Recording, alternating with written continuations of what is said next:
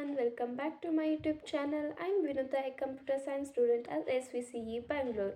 Today we are going to dive into the fundamentals of C programming, focusing on decision control statements.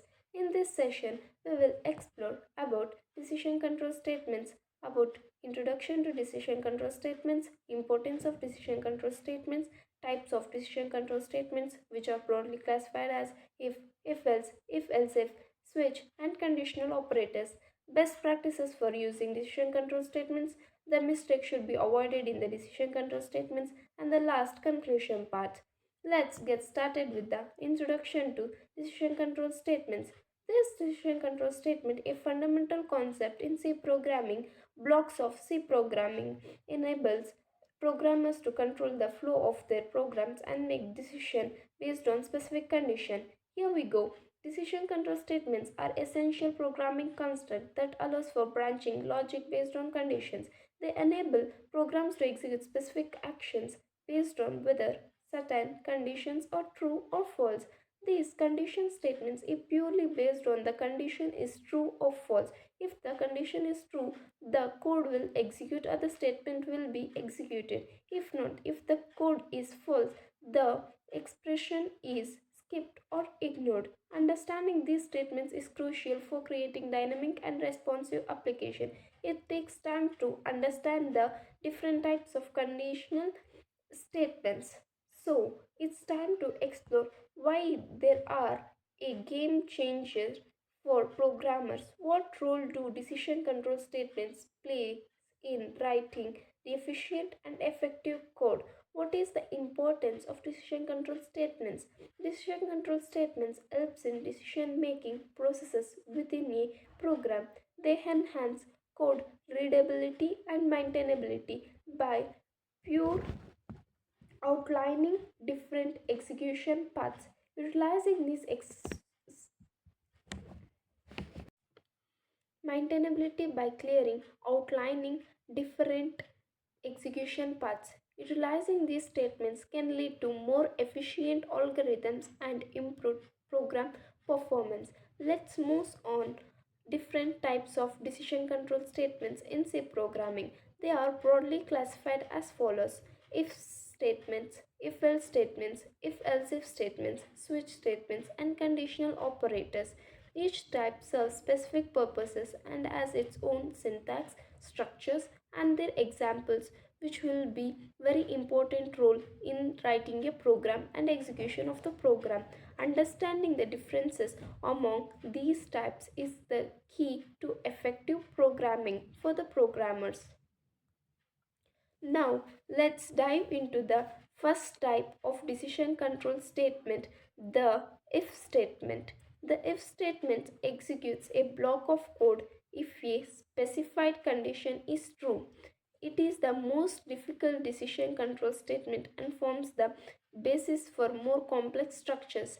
Proper, proper use of the if statement can simplify logical operations within a program. Let's go into the syntax of the if statements. If the test expression, open brace, statement 1 to statement n, then the close brace, statement x. We can know that if the test expression is true, statement blocks 1. If the test expression is false, it goes to the test statement x. Let's to understand in a better way, we are going to the example. If the variable x equals to 10, if the condition is x is greater than 5, printf x is the greatest number and the output will be the x is greater. If in the case x is a variable which is equals to 5 and the condition is the same that x is greater than 5, and the statement will become false and the code doesn't execute. Now let's move into the second type, that is if else statements. The else statements provides an alternative path when the if condition is true. If expression is true, statement block 1 is executed and statement block 2 is skipped. If expression is false, statement block 1 is skipped and statement block 2 is executed. Going to the syntax of if statement, if test expression. open brace statement block 1 close brace else open brace statement block 2 close brace statement x. To brief out this, if the test expression is true, it blocks the statement 1 and ignores statement 2. If the statement 1 is false, it ignores the statement block 1 and it executes the statement block 2. Going to the example, if the number equals to 5, if number is greater than 0, print f, the number is positive. If not, that we can take the else, print the number is negative or 0. Going to the next type, that is if else if statements. The else if statements allows for the additional condition to be tested subsequently. This process continues until there is no if statement on the last block. If one of the statement is satisfied, the condition other nested else if would not execute it, but it has disadvantage over if else statement, that in if else statement, whenever the condition is true, other condition are not checked, while in this case condition is checked. The syntax is given over there and the temperature example also is there. Next, moving to the switch statements. The switch statements allows for multi-way branching based on the value of a variable. It is particularly useful for handling multiple cases without extensive if-else chains. Using the switch statements can enhance code clarity and organization. And the switch statements we have already used in the simple calculator program in a briefing out. Moving out to the syntax part, switch the variable open brace case value 1, case value 2 and the case value 3 going up to the n. It takes statement block 1 and it puts the break, statement block 2 break, statement block n it's break, and default statement block d break, and close brace statement x. The switch statements moves forward until we substitute the break. So for every case there is a break. And moving to the conditional operators. Conditional operators are also called as ternary operators, which provides a shorthand way to write simple conditional statements. They can replace simple if else statements, making the code more concise. However, overuse of conditional operators can lead to less readable code.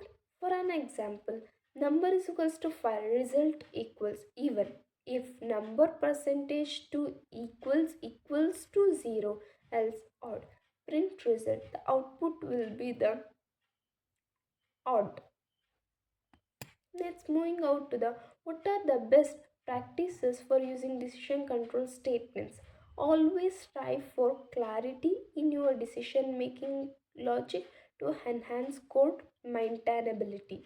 Avoid deeply nested decision structures as they can make code difficult to read and the debugging. Use comments to explain complex decision making process to assist future developers, which will be easy to understand by the programmers. Next, moving to the common mistakes done by programmers which should be avoided. The common mistake is neglecting to consider all the possible conditions leading to unexpected behavior. Another pitfall is using overly complex conditions that decrease code readability. Failing to test all branches of decision statements can result in undirected debugs. And the last slide is the conclusion part. The decision control statements are fundamental to programming, enabling effective decision making. Mastery of these statements leads to more robust and maintainable code. Practicing their use will enhance your programming skills and ability to solve complex problems. That's it for today's video. Thank you for your time. Stay tuned for more such videos and don't forget to like, share and subscribe to my channel. Thank you for watching. Thank you guys.